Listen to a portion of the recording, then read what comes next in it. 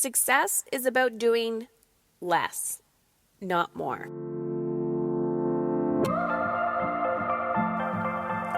Ladies, are you ready to up-level?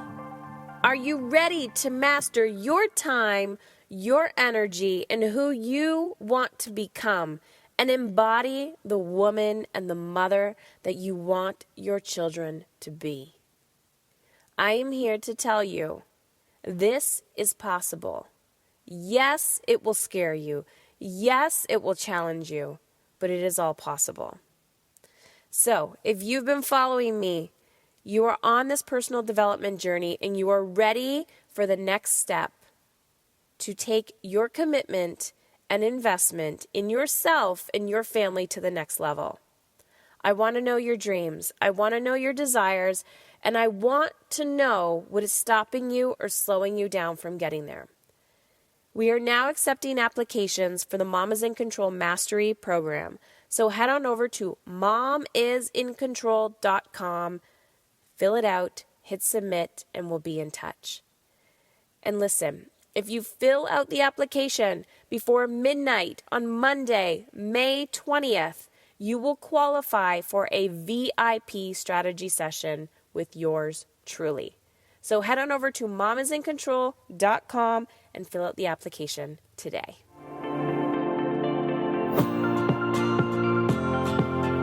Okay, ladies, I'm back and I'm excited for today's podcast episode. If you've been listening to me for any length of time, you know that I'm all about success, ambition, going after your life goals, feeling alive, feeling content, feeling like you are succeeding as a mother, as a wife, whoever you are. But listen, traditionally, we've been taught, go, go, go, do, do, do, and the more that we do, the better we are. And it's killing us.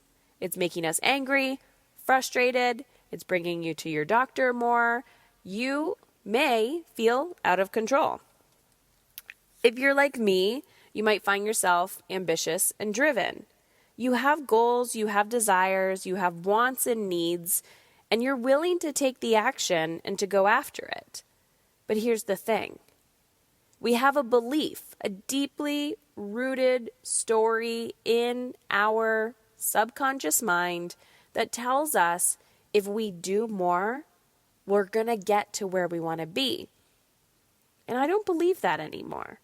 I sometimes still find myself, my body and my mind racing, and I have to catch myself and say, Heather, this is not in alignment with how you want to feel. And nothing excites me more when I find other women teaching similar messages. Because we're now living in a world of collaboration. The more we wake up to the fact that we don't need to do more to achieve the desired results that we want to, the more we can make an impact in the world. So I'm really excited for you to listen to Kate Northrup. Kate is an entrepreneur, a best-selling author, speaker, and mother. She's built a multimedia digital empire with her husband, Mike Watts, that reaches hundreds of thousands globally. Kate and Mike are committed to supporting ambitious women to light up the world without burning themselves out in the process. She teaches data-driven and soul-driven time and energy management practices that result in saving time, making more money, and experiencing less stress. Kate has a membership site called Origin Collective, which is about infusing more feminine energy into your business and reclaiming your time. And she's also helped over 5,000 students heal their relationship with money.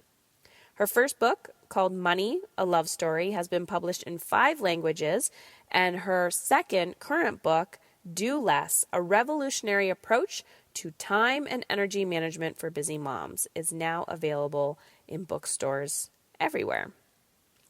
So I'm super excited to have this conversation.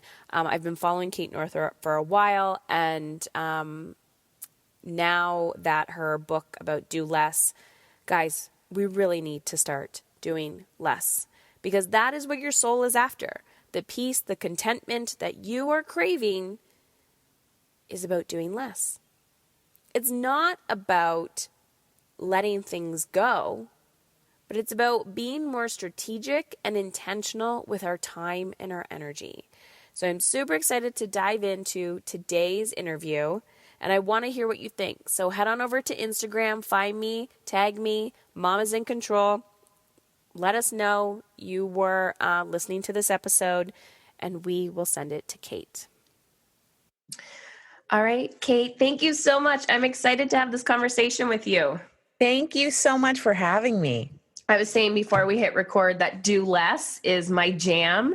And everyone listening to this is an ambitious go-getter, driven woman. And she's like, do less. No, that terrifies me.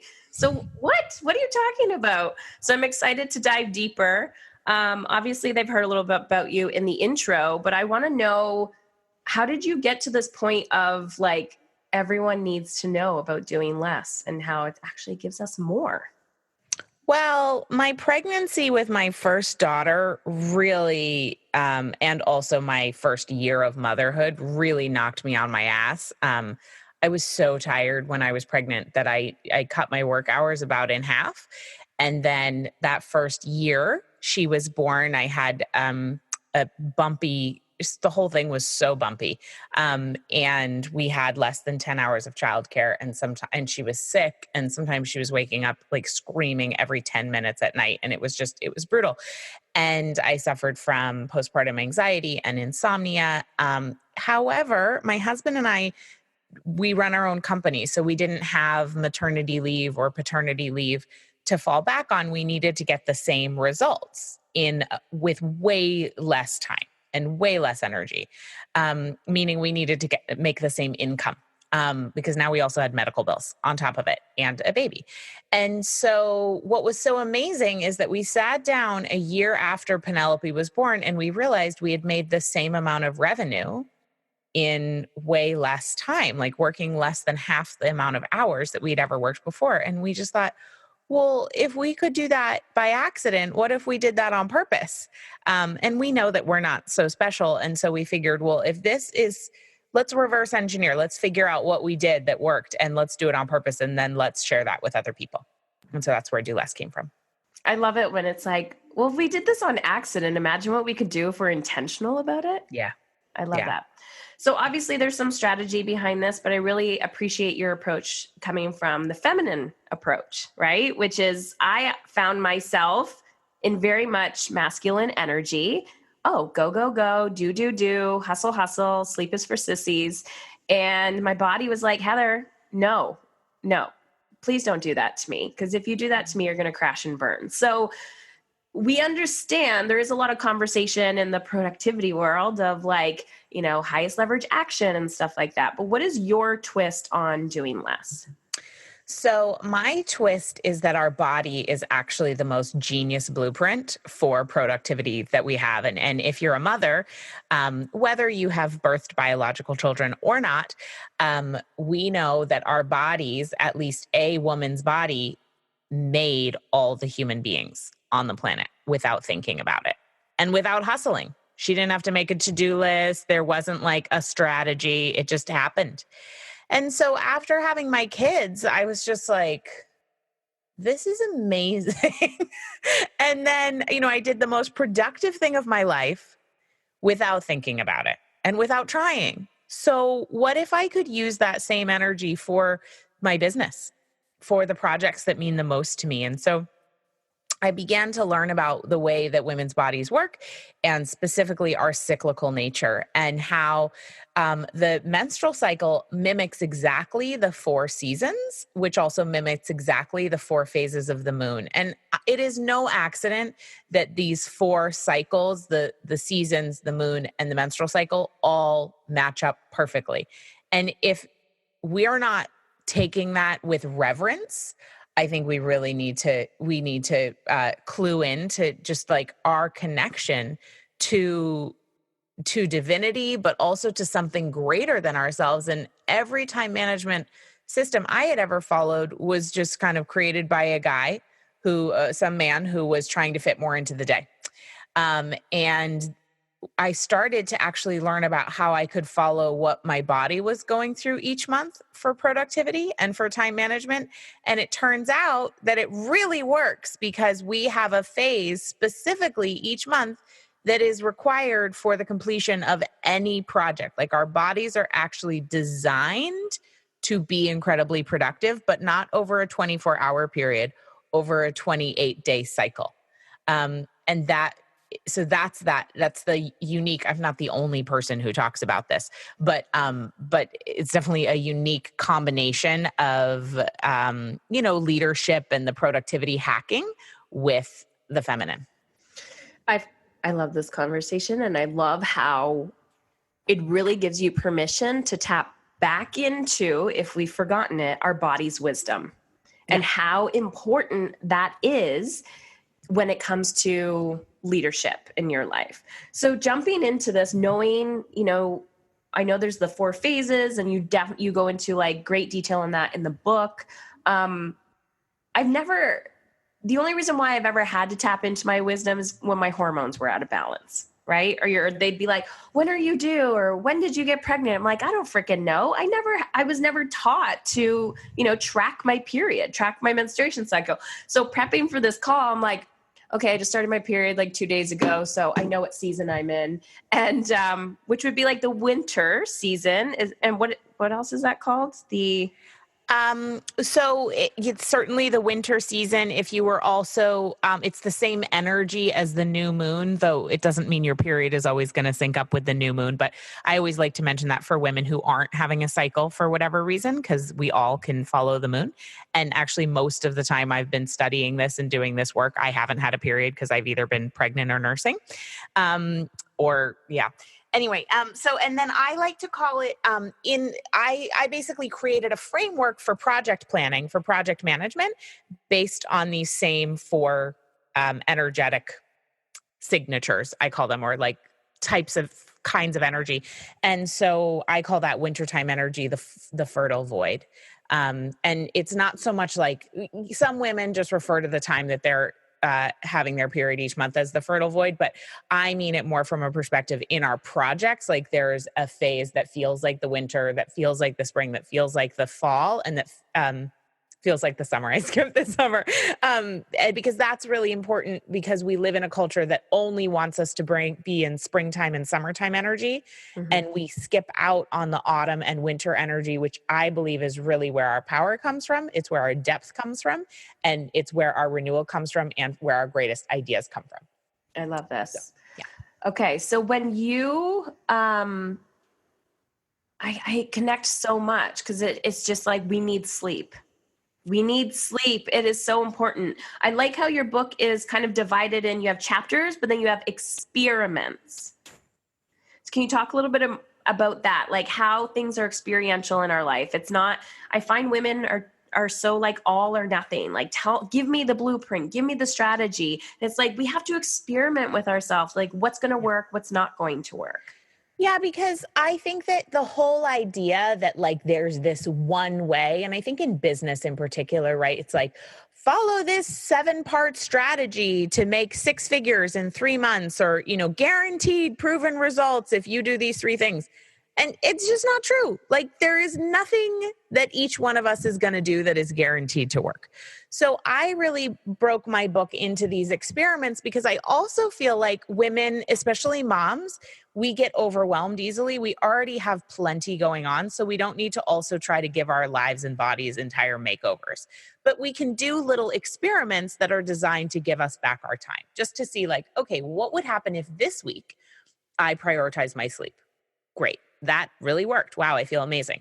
Okay, what would happen if this week I worked on simplifying something that's causing friction in my life? Oh, wow, look at that. The friction's gone. Okay, what else can I try? So it's little things that we can do that add up to make a really big difference without any overwhelm, and also without any pressure. This book, I really wrote it for ambitious, success-oriented women, and we tend to be perfectionists and type A, and we tend to always be looking for the A+. We're looking for the gold star. And I wanted to make it a little more playful and a little more more light so that we would take the pressure off of ourselves around achievement and just say like, oh, well, what would happen if I tried this? Cool, let's try it out, as opposed to like, I'm going all in, I'm going to be the best, do less, like I'm going to win the prize. It's so not about that. The certification and do less. Yeah, totally. Oh my God. So I'm laughing because that would have been me a few years ago where I'm like, look I've mastered the strategy. And it's like, but you've missed the whole point, which was to trust your wisdom and like of your body. And I find like I'm getting over this cold, and it's interesting because, having a history of being sick, my immune system revs up. It's like, it takes me twice as long to like recuperate from something, but my brain has been on it for weeks. And then it's like, I'm like beating up my body, like, come on, I need you. And it's like, Heather, it's not going to work like that. So it's finding that, I'm not going to say the B word, I don't like balance. It's finding that like, that's bullshit. I don't know who the fuck started this like balance epidemic, but it's finding this space within yourself that, okay, trust the wisdom, trust the body. What does it need? Where are you at? Because that truly is what is. It is what it is. It's going to go at its own pace. And how can you tap into that and go, okay, this pressure that I know I'm putting on myself, that's what needs to heal, right? Like that's the trigger. That's where it's at. Okay. So I asked my audience, like, what do you want me to ask Kate? And they said, how can women do less in corporate? Yeah. It's different when, we have control over our time if we are self-employed, or a little more control over our time. But what if someone else is running, dictating what your schedule looks like? Such a great question. So I just have to preface this by saying I have never worked in corporate other than for 4 months. So I am not the world's leading expert. However, I'm going to give you my insight, and then I'm going to give you another book to read as well. Because I'm all about supporting my sisters, and I have a woman who wrote a great book that will help too. But chapter 1 in Do Less has some amazing data, largely from corporate, on how we actually focus and how humans can be the most productive. So what I would recommend is checking out chapter 1, in particular, looking at the evidence that really after about 24 to 30 hours, none of us is actually doing anything at work. And yet the average American works 47 hours a week. And at just 49 hours of work a week, our mental health starts to decrease as women. Risk for hypertension goes up. All kinds of things happen at just 2 hours more of working a week than the average person. Our health risks are on the rise. And yet at the end of our lives, nobody is looking back and saying, oh man, I wish I had gotten more done. No one is saying that. I wish I had gone to work more, And so what I recommend is just practicing, seeing if you can, for you, while you're at your work, how can you just week 1 or month 1, how can you minimize distractions? How can you minimize meetings? How can you minimize social media?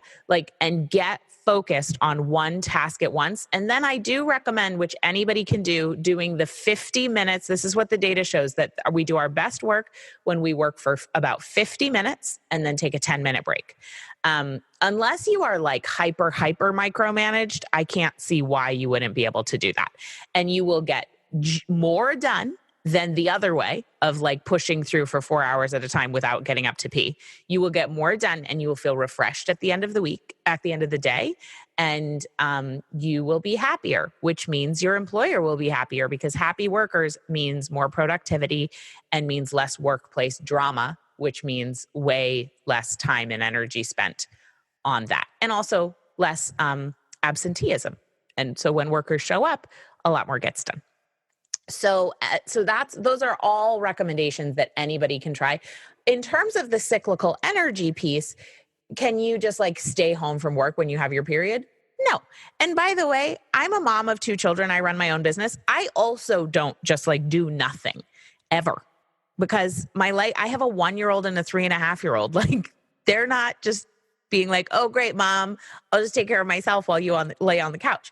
So the thing is, though, it's to look at not so much what are we doing during the month, but how are we doing it? So could you walk from the parking lot to your office a tiny bit slower on the first day of your period? Could you, instead of staying an extra 30 minutes to clean out your inbox, just give yourself the grace of saying, you know what, I'm going to leave at the end of the day when I technically can leave, and I am going to go home and not finish, and just not push it, very little things. And then I also really recommend getting the book Drop the Ball by Tiffany Dufu, who comes much more from the corporate background. And I think her book and my book are the perfect duo. Perfect. Drop the Ball. Do you know how to spell her last name? Yeah. Dufu is Dufu. Perfect. I'll link that up. Yeah. I think that's a great pairing as well. And then this kind of goes into the conversation of asking and receiving, because I can already hear it. The next conversation will be, okay, I'm experimenting these things with myself, but I'm still required to be here for 8 hours a day. So what if I'm getting more done in less time? How can I have this conversation? And I think it's the conversation of asking and then learning to receive as well. Yeah. So as I am an employer, we have a team, and I am very interested in my employees' results. I do not care how many hours they spend doing it. In fact, I would rather they got it done in less time, for sure. So if you take the data from chapter 1 and you prove that you are getting the same amount or more done in less time, and then you want to ask for 1 day a week working from home or half day Friday or whatever, great. Practice, see what happens. First get the results. So first get it so that you're not spending 2 hours a day on Facebook, and that you are not chatting around the water cooler for an hour a day, and actually getting the work done. I'm not saying you aren't already, but I'm just saying there's a lot of wasted time in offices. I'm so grateful I don't work in an office. I have no idea.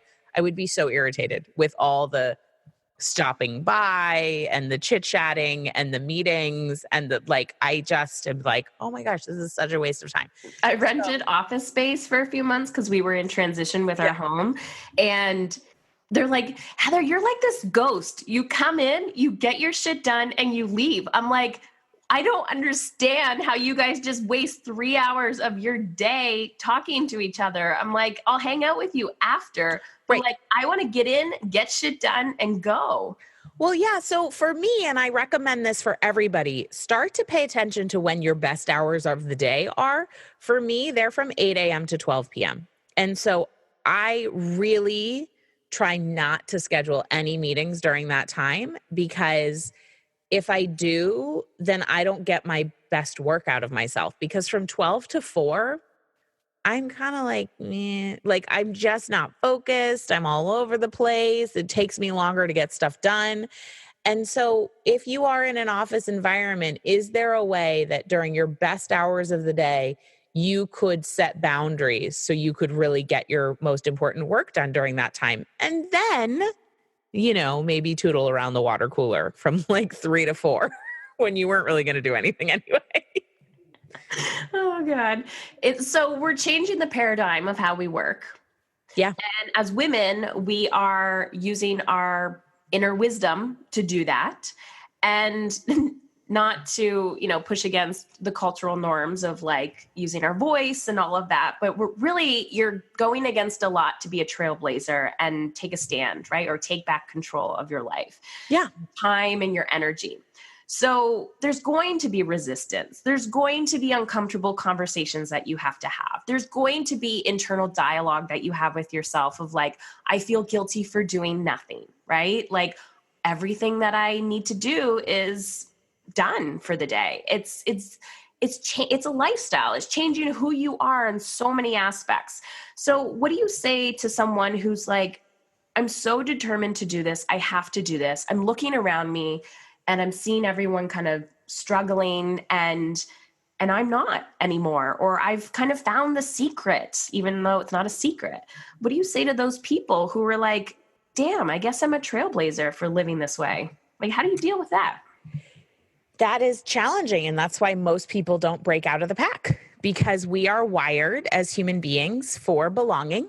we are wired to, but there's a difference between fitting in and belonging. And so for those of us who are afraid to stand out from the crowd because we're afraid of being shunned, we're afraid of being abandoned, um, just know that that's normal. That's real. We all feel that. There are definitely ways in my own life where in the past I have held myself back because I really want to fit in. I really want to make sure I stay, you know, relatable to my friends and family. And I still deal with challenges around that. And so my biggest recommendation is to find other trailblazers who have broken out from the pack, because we all have such a craving for belonging and connection and feeling seen and understood. And when you are doing something different than everyone else around you, you do lose that sense of feeling seen and understood because people will think you're crazy.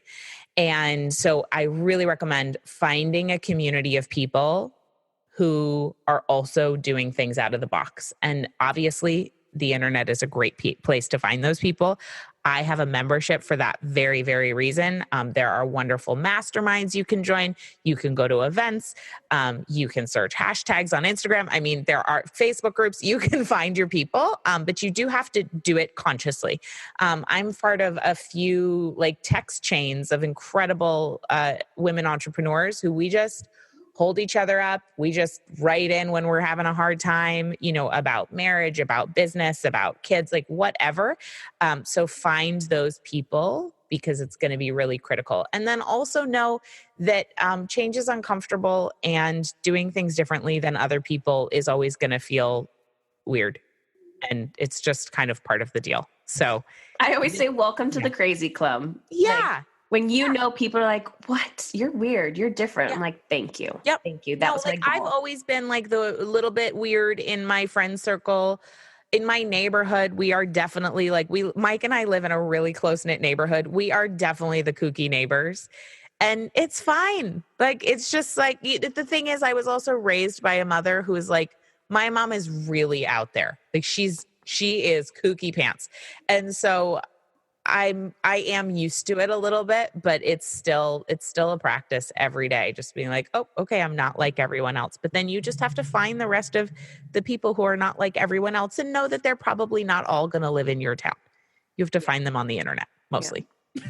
And what I'm here, mostly, thank God for the internet. I mean, there's pros and cons, but that has been one of the big ones.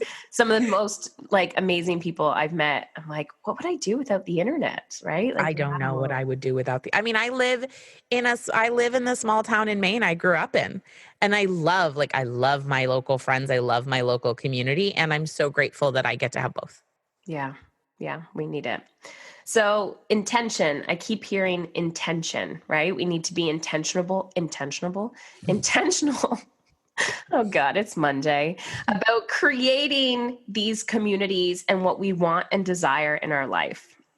So before we wrap it up, I want to talk about kind of the art of receiving this, because this is something, it's one thing as a strategy to go, you have so many amazing experiments and action steps in the book.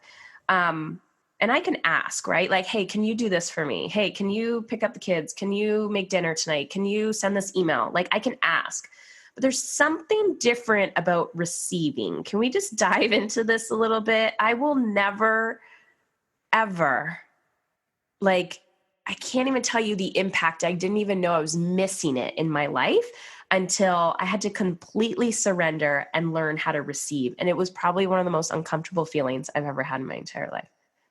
Yeah, because when you have cancer and you have small children, there's no way you cannot receive help. And even I've never been through anything like that. But when my second daughter was born, I really had some tricky recovery from birth. And also my husband was really sick at the time. And also we had a toddler.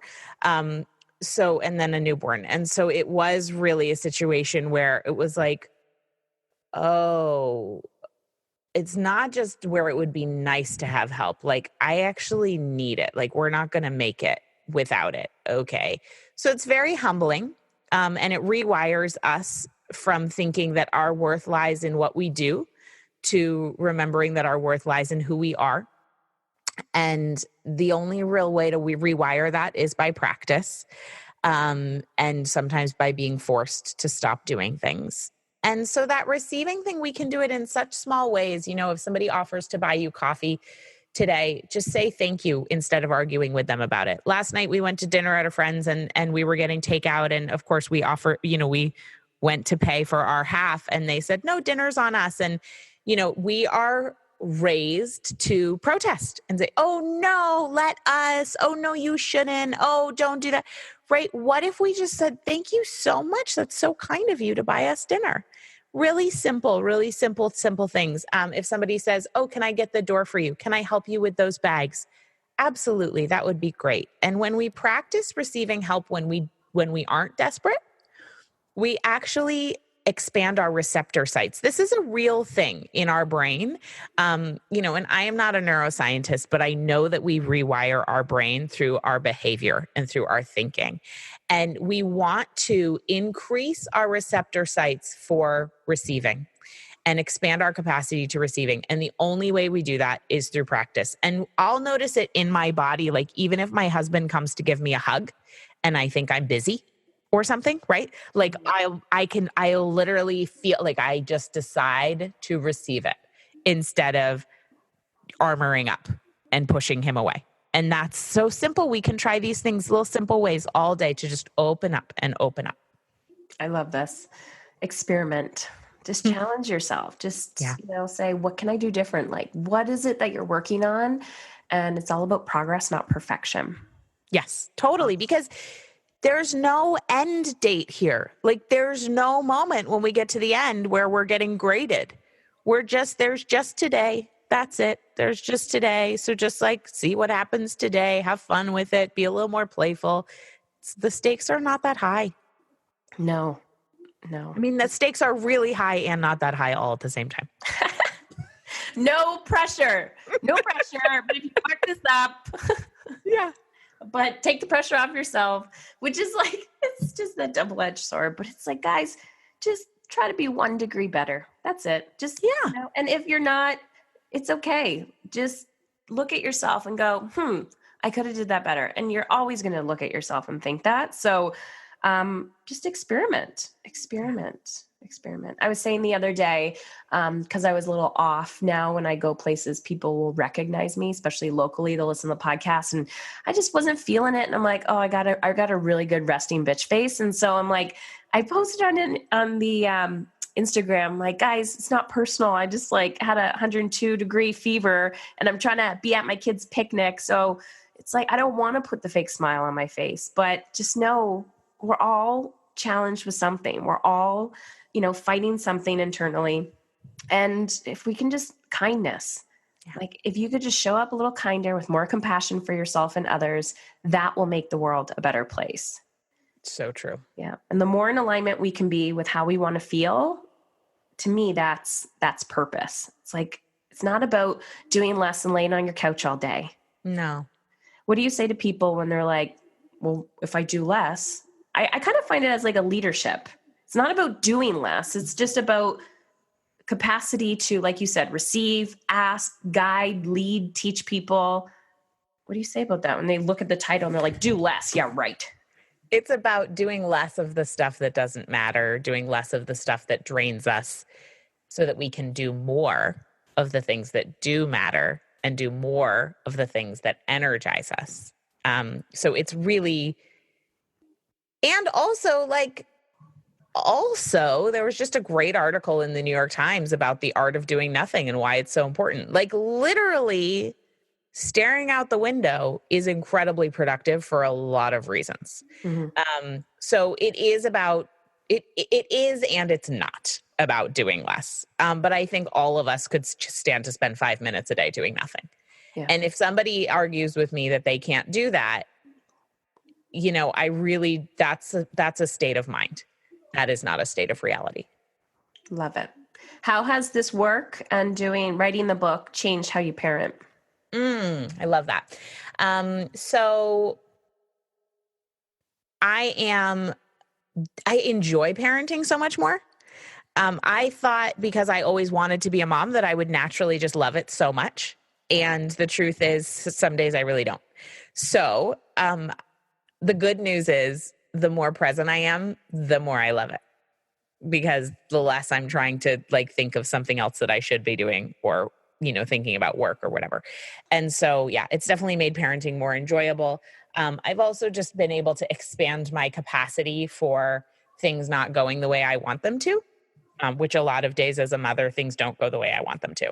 And so the great news about detaching from doing as like my only sense of value is that a day spent in enjoyment or in presence with my kids is a valuable day, as opposed to where it used to be a day spent like that. I was like, oh no, I got nothing done. So it's just made it more enjoyable. Love it. Well, thank you, Kate. Where can people find more of you? I know you're talking about Origin and obviously the book, so just let them all know. Yeah, so you can go over to katenorthup.com/book if you want to check out the book. We have a really beautiful little trailer there, as well as a way that you can get the book and get some incredible free bonuses, like a workshop on how to set boundaries and say no if that's an area of struggle for you. And then also, I only open my membership a couple times a year, but you can go over to get on the wait list. If you are one of those people who's bucking the system and needs community, especially if you're an entrepreneur, you can go to origincollective.com and hop on the wait list for our next opening. I love it. Thank you. Thank you so much. And that's all I got to say is thank you, because this is just magic when we implement it. And that's what life is all about. So doing less will give you more. Before I found Heather, life felt hard. I felt stuck. I had a newborn baby. I felt that I had to get my stuff in order to be the best mom for her. And with that, I was also at a corporation that I was not happy at. I was to the point where every day I woke up and would just cringe that I had to go to work. I was angry. I was very angry.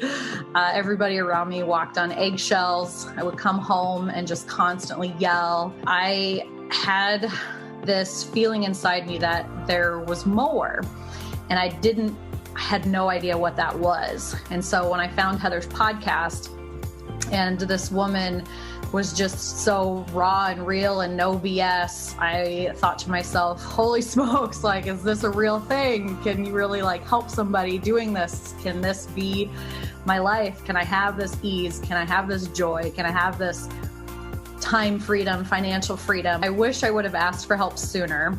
Heather's no BS approach and just coming up to me and being like, hey, this is the life that you want. This is what you said you wanted. You can't run away from these things. You have to go through to get to the other side. And so that was the biggest aha for me, was that I am in control of my life and I am in control of my future and everything around me. Trust your gut.